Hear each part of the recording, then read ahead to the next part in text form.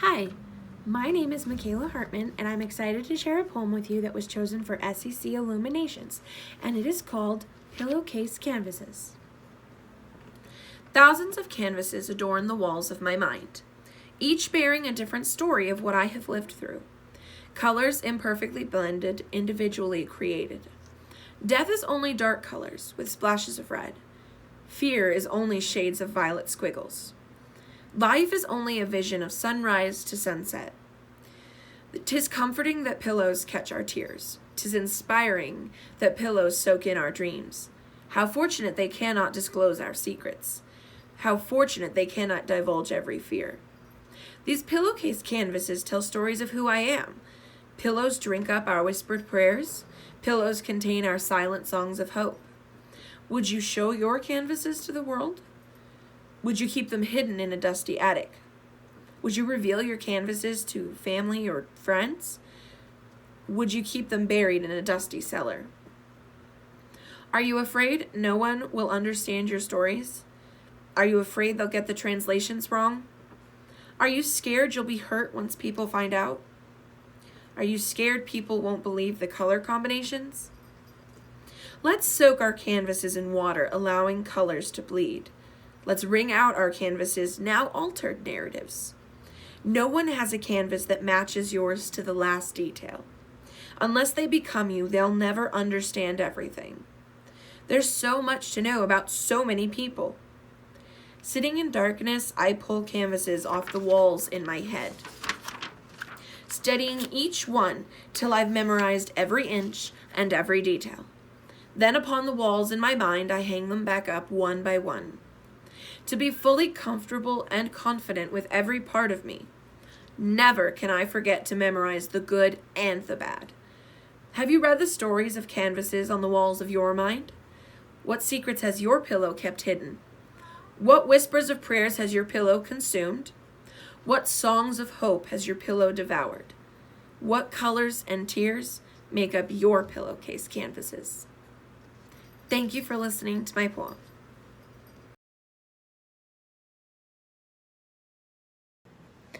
Hi, my name is Michaela Hartman, and I'm going to be reading one of the poems that was selected by the Illuminations SCC, and it is called A Carnation and a Number. She should be swinging at the park and jumping in the leaves. Instead, tears are streaming down her face as she hugs her knees. She should be in a classroom saying ABCs and counting 1, 2, 3s. Instead, she's pleading for her life, saying, "Let me go home, please." Streaks of blue and red cascade the streets this solemn night. Cops comb every inch of town, the little girl nowhere in sight. She should be having sweet dreams while sleeping in her own bed. Instead, she's in a cold basement, and not once has she been fed. She should be held tight by her mom and protected by her dad. Instead, she's been kidnapped by a man for something very bad. Adjusting to the darkness which now completely engulfs her, there's a quiet noise to her left and right, a whimper and a whisper. 7 pairs of eyes meet hers as the shadows unfurl. Including her, the bad man has taken 8 innocent little girls. She should be playing with her friends in the house in the backyard tree. Instead, she's covered in dust and grime, and her hair is knotted and messy. The descent of boots loud on the stairs and a creak of the basement door. The bad man and his friends send fear and chill to her very core. Soon their wrists and ankles have been chained, and they're forced into a line. This young girl comforts the youngest of the 8, saying, "We're gonna be fine." She should be sitting and praying at church in the frontmost pew. Instead, she's lost and in big trouble of which she has no clue. Each girl is undressed and redressed by scary and strange men. A quick prayer quietly escapes her lips, and then she says, "Amen." Now all 8 of them are clean and fit for their presentation, and behind each girl's ear is placed a fresh carnation. Now each girl has a number and are addressed as such, while the big men with fat wallets and sick minds are longing for a touch. These rich men will pay thousands for innocent little girls so fair, simply tiny trophies to be used and abused, then tossed aside without care. The last girl who's been reduced to a number, 8, forced to climb up the platform steps and wait. As the bidding begins, she sets her jaw and holds her head high, determined not to give up and to have a chance to live her life. A shout echoes throughout the room saying, "Sold for $250,000.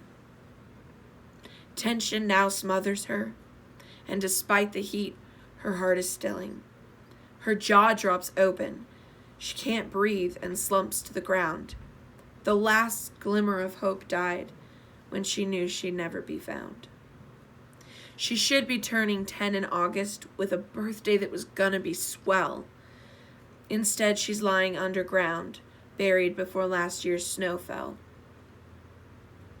They found her body in a muddy field covered in a ghostly white sheet, pale as porcelain with broken feet, someone else's skin beneath her nails, branded with bruises and poorly healed scars. Her lifeless form seemed frail. Dressed in a weathered red slip, tattered and torn, 'tis such a shame to lose such innocence with skin no longer warm. The detective who discovered her knew she'd been kidnapped by a ring. Now, for the lost innocence of this girl, only the angels sing. Thank you for listening to my poem.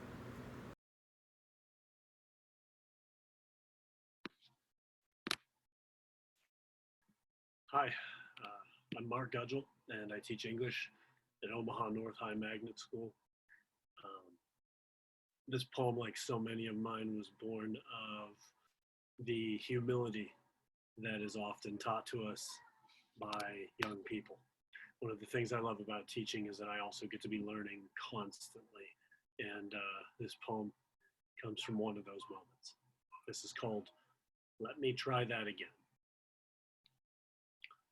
So, if we comprehend the essential structure of iambic pentameter, then we can more easily understand the bard's deliberate, arguably necessary invention of so many bizarre polysyllabic words.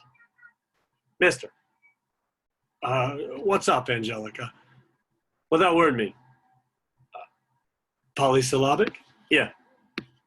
Thank you for asking. Polysyllabic means that the word has more than one syllable. The prefix poly indicates that to us. So then, what do you think the word monosyllabic means? You mean a word with only one syllable? Exactly. You're a rock star. So then, moving on. In Shakespeare's writing, he often uses his characters' long soliloquies to opine on an array of issues relevant to his day. Mister. Yes, Angelic? What that word mean? Soliloquy? Nah, no that one. What opine mean? Oh, right. It means to express your opinion. See the root word? Yeah. Okay, so Shakespeare is really Mister.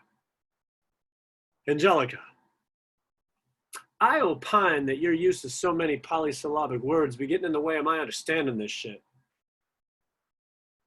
Room 205 erupts in raucous laughter. Nobody is laughing harder than I am. When it dies down, I speak again. I'm sorry, Angelica. I'm sorry, everybody. Let me try that again.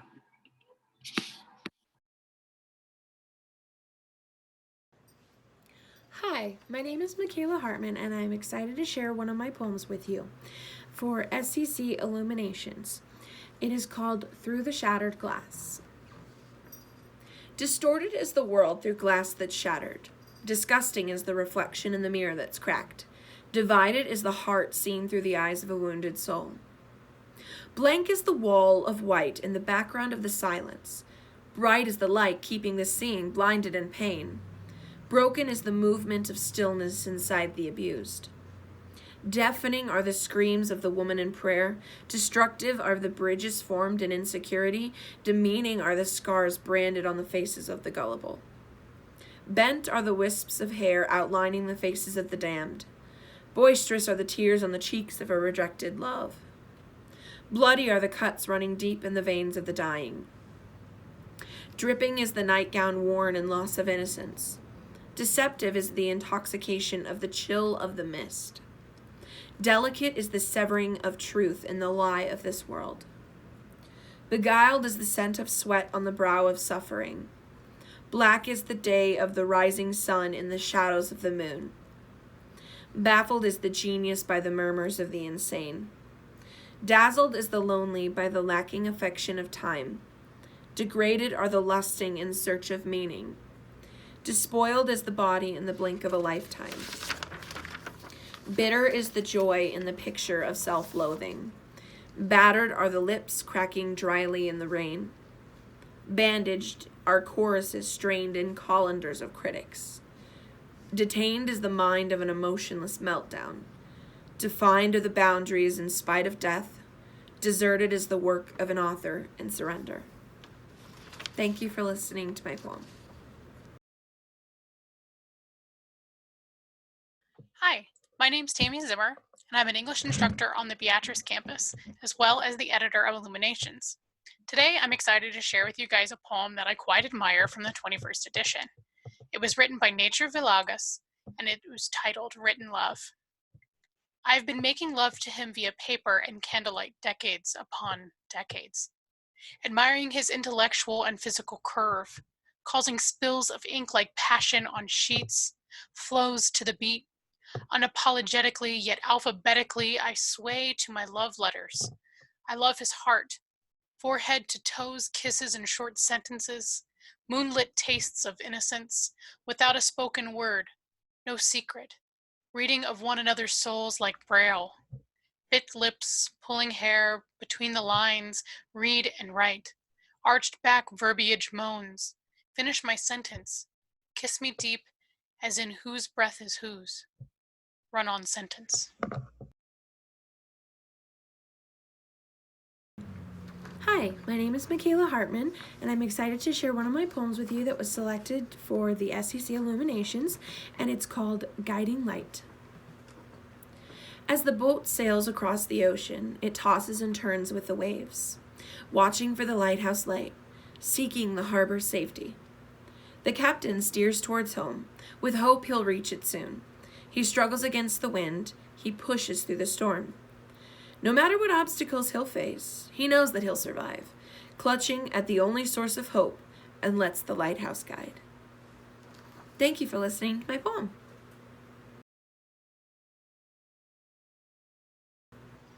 Hi everyone, my name is Michaela Hartman, and I'm excited to share my poem with you, one of the ones that was chosen for SCC Illuminations, and it is called Complex Humor of My Mind. Your mind is a complex web of thoughts. Your brain is a complex tangle of ideas. A person with ADHD has a mind even more complex. A person with ADHD has one even more tangled. Imagine a zoo filled with hundreds of animals. Imagine a palette filled with hundreds of colors. Imagine a box filled with hundreds of puzzles. Imagine a tub filled with hundreds of shapes. Now take an empty pool and dump these all in. Now take a giant paddle and mix these all up. Step back and try to separate this mess. Step back and try to undo this mixture. Watch out for the purple monkeys. They love to cause all kinds of trouble. Do you see the square zebras rolling around? Oh, they make you dizzy as their stripes spin. Careful of the frogs, Wait, did you see those blue puzzle? Look out, that's a minotaur and he's... Oh, where's my cat? She can't swim. Hold on. I do apologize for my topic hopping. I told you to watch out for those frogs because, oh my, that pyramid is white, but why is... none of the animals are the right... I see dozens of dyed squirrels by the... Do you hear the sounds of the puzzle pieces as they... Sorry, but I did it again, didn't I? It's not like I do it on purpose. The wires in my brain just misfire and split. Are you tired yet? Because I know listening to me can be. So in my head, the squirrels are silver and shiny. So in my head, the dogs meow and the cats bark. The puzzle pieces connect, but not like they do for you. Topic to topic I switch and very few can keep up. I promise these all connect, even though you may get lost. The only explanation is that there's a pasta. The lambs are now eating the lions. Frogs decide to Here we go again. Stop means go, so the car's cool. No means yes, so thanks, Mom, I knew. That guy laughed at my joke. Weird people make great friends and... Wow. I just challenged your brain to a tug of war. I'm sure like any other muscle, your brain is like jelly now. Okay. I promise no more mentioning things that H-O-P. Steer clear of everything that B-O-U-N-C-E-S or J-U-M-P-S. I will refrain from discussing rabbits because, spaghetti-o, this is getting irritating, isn't it? Okay, time to quickly summarize in a way that you'll understand. My brain is a theme park of hundreds of colors and shapes. My mind is a maze of animals and puzzle pieces. I view and interact with the world through ADHD. Oh, squirrel! Thank you for listening to my poem.